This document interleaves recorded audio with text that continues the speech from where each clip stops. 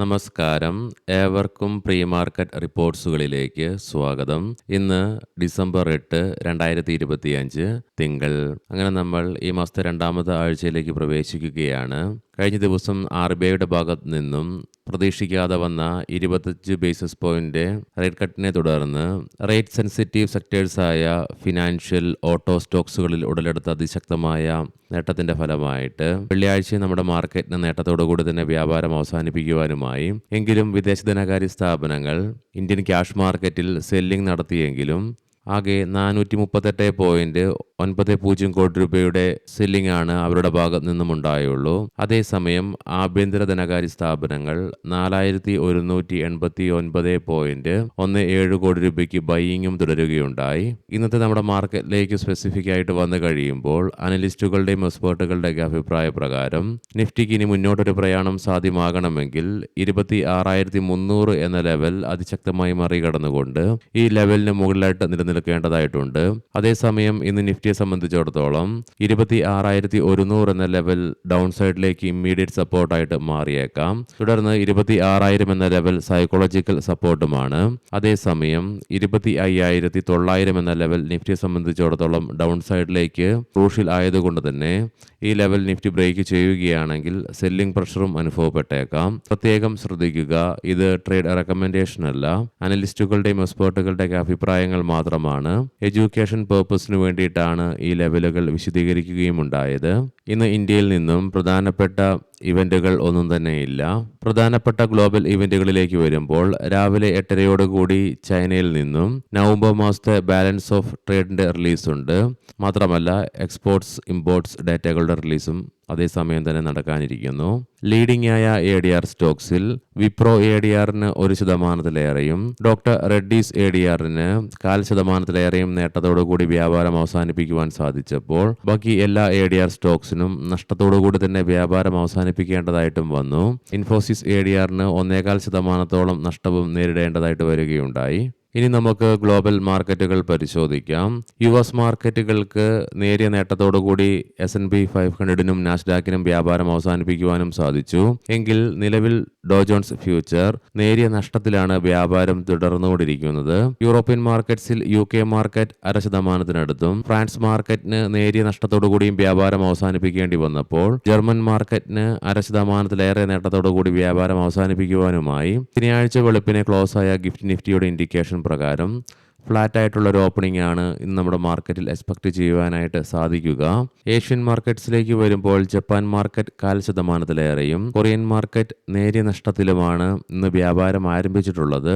കൊമോഡിറ്റിയിൽ Brent ക്രൂഡിന്റെ വിലയിലും crude ഓയിലിന്റെ വിലയിലും നേരിയ ഉയർച്ച നിലവിൽ അനുഭവപ്പെടുന്നുണ്ട്. ബ്രന്റ് ക്രൂഡിന്റെ വില $60.82 പെർ ബാരൽ എന്ന നിലയിലും ക്രൂഡ് ഓയിലിന്റെ വില $60.16 പെർ ബാരൽ എന്ന നിലയിലുമായിട്ടാണ് വ്യാപാരം തുടർന്നുകൊണ്ടിരിക്കുന്നത്. ഗോൾഡിന്റെ വിലയിലും ഉയർച്ചയാണ് നിലവിൽ അനുഭവപ്പെടുന്നത്. $4,205.68 പെർ ഔൺസ് എന്ന നിലയിലായിട്ടാണ് ഗോൾഡിൽ വ്യാപാരം തുടർന്നുകൊണ്ടിരിക്കുന്നത്.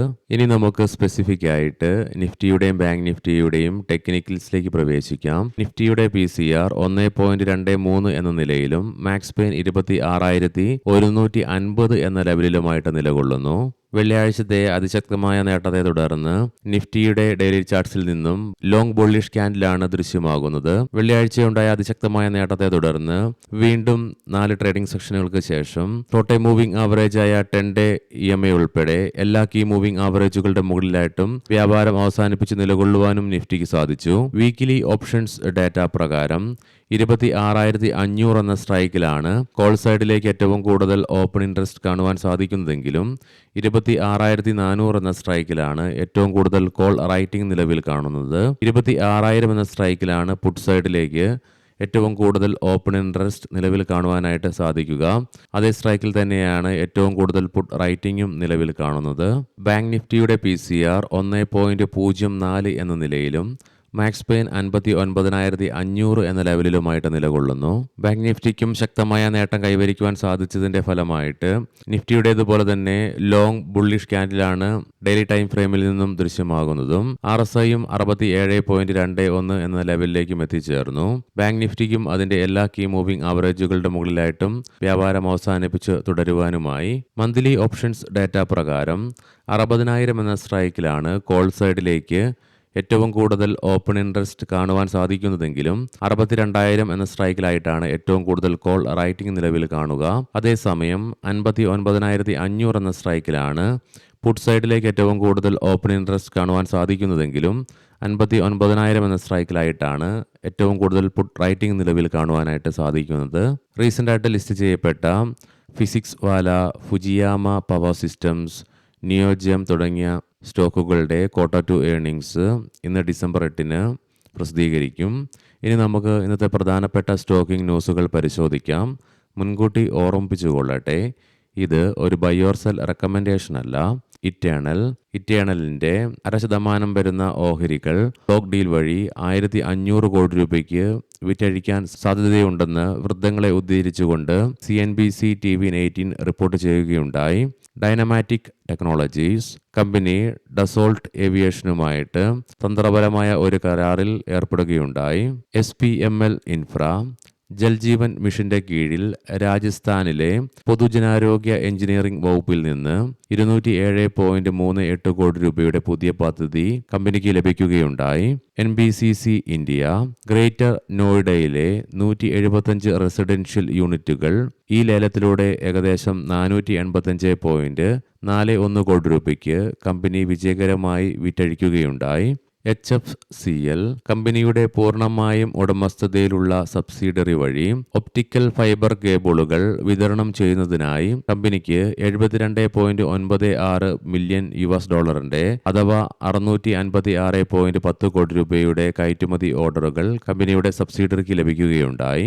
അശോക ബിൽഡ്കോൺ നിലവിലുള്ള പദ്ധതിക്കായി അധിക ജോലി സാധ്യത അനുവദിച്ചുകൊണ്ട് ബൃഹൻ മുംബൈ മുനിസിപ്പൽ കോർപ്പറേഷനിൽ നിന്നും കമ്പനിക്ക് 477.21 കോടി രൂപയുടെ അധിക ഓർഡറുകൾ ലഭിക്കുകയുണ്ടായി.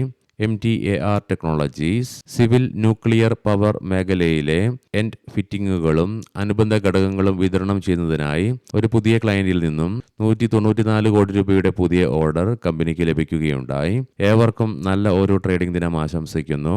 വൈകുന്നേരം പോസ്റ്റ് മാർക്കറ്റ് റിപ്പോർട്ട്സുമായി കണ്ടുമുട്ടാം. നന്ദി, നമസ്കാരം.